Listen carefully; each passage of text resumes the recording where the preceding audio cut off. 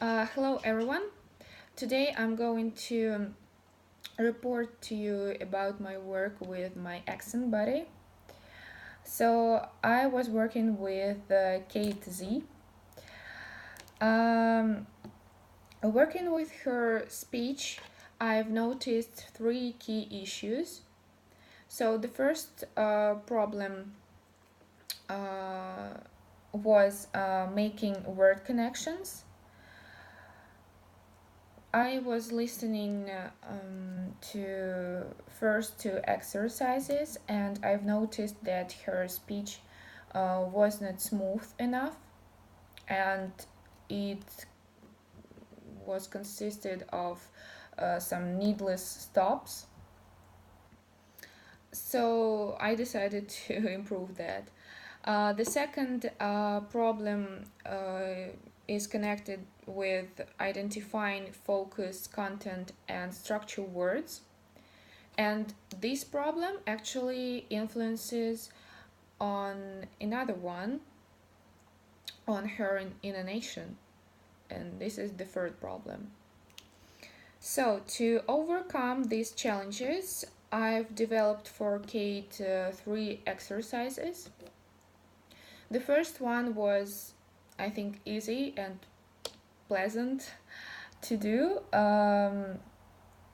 I asked her to rewatch the episode from Friends and do shadow reading with good intonation and without some needless stops, that her speech would be smooth. The second one, for identifying focus, content, and structure words, I gave her 10 sentences to read these sentences with the correct intonation and to mark these words and then check her answers.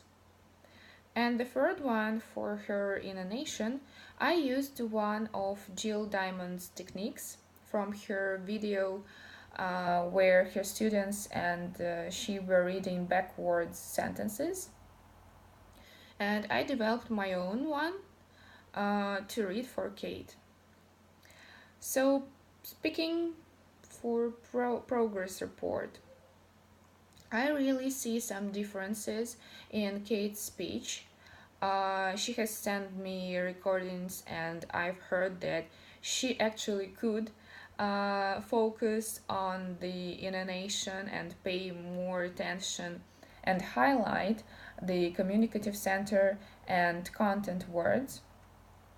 However, Kate still needs more practice in making word connections, uh, but there was a good imitating of friends. Speaking for myself, I had to do 4 exercises from Daria. And I had to work on the American T sound by reading some tongue twisters, which were challenging but really helpful, I guess. Also, Daria noticed that sometimes while speaking I lose my eroticity. So I had to read a passage with different eroticized diphthongs and sound. I noticed that it's really easy for me to do these sounds and watch them and read without losing their eroticity. However, it's only easy when you keep in mind that Xenia, now you're working on a special exercise and you should remember and watch your mouth. You should remember to not to lose your eroticity and watch your mouth. So I so considering situation as a whole, I should pay attention to the eroticity in my unprepared speech. The next exercise was a real nightmare for me because it was about stressing in 2 word phrases and phrasal verbs and nouns. It's always been a huge challenge for me to stress such words correctly. But I guess that I've succeeded in this a little bit.